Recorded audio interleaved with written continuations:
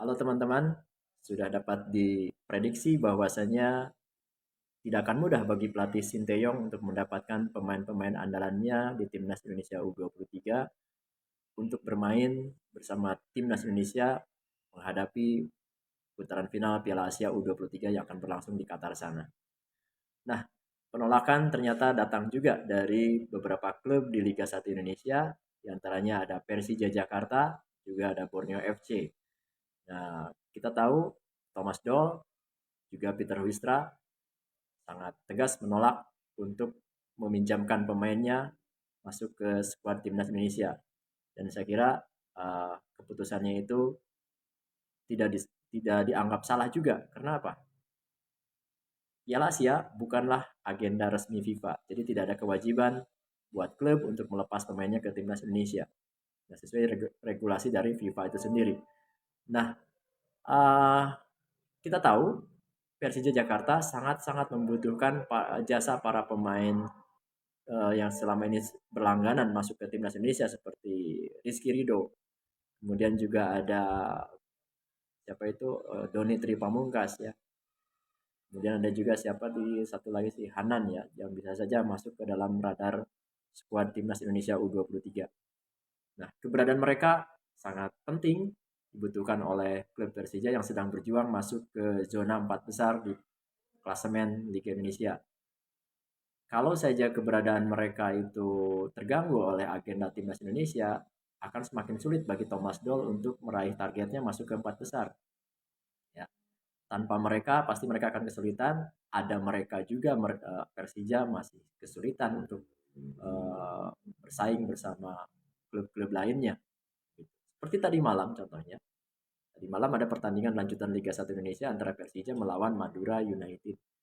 Dan Persija nyatanya kalah meski sudah diperkuat oleh pemain-pemain andalan timnas Indonesia seperti Rizky Ridho, kemudian ada Donitri Pamungkas.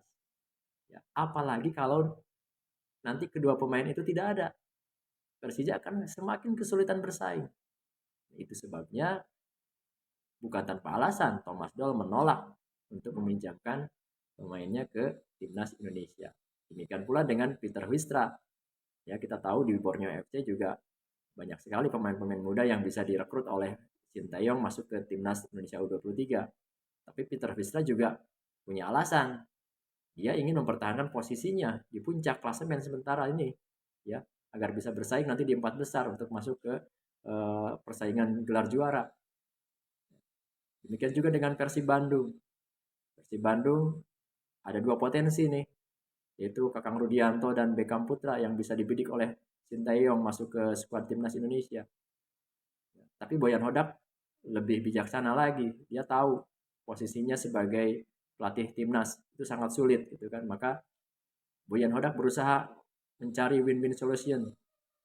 Dia mengusulkan agar bolehlah pemain kami katanya dipinjamkan ke timnas Indonesia, tapi regulasinya diubah dulu. Selama ini kan klub diwajibkan untuk memainkan pemain muda U23 ke bawah agar bermain di setiap pertandingan, setidaknya satu babak. Nah, kalau tidak ada kewajiban itu, barangkali bisa saja Boyan Hodak melepas dengan mudah para pemainnya itu untuk berlaga di timnas. Nah, saya kira ini harus ada pembicaraan lebih serius lagi nih antara PT LIB ya atau PSSI dengan pelatih-pelatih di klub-klub Liga Indonesia. Karena hanya pemain-pemain dari Liga Indonesia saja yang bisa dimaksimalkan bisa tampil di timnas Piala Asia U23 Qatar nanti. Karena kita mengharapkan para pemain keturunan yang abroad di luar negeri seperti Elkan Bagot, Rafael Strike, Justin Hubner, kemudian siapa lagi tuh ya, Ivar Jenner, Marcelino Ferdinand, kemungkinan besar akan sulit dilepas. Ya, tapi syukur-syukurlah kalau mereka dilepas juga oleh klubnya. Bisa masuk ke skuad timnas Indonesia. Bisa dibayangkan betapa kuatnya nanti.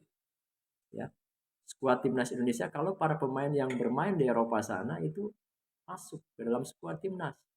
Belum lagi nanti dari pemain yang berlaga di Liga Thailand ada Asnawi Mangku Alam. Kemudian di Liga Korea ada Pratama Arhan.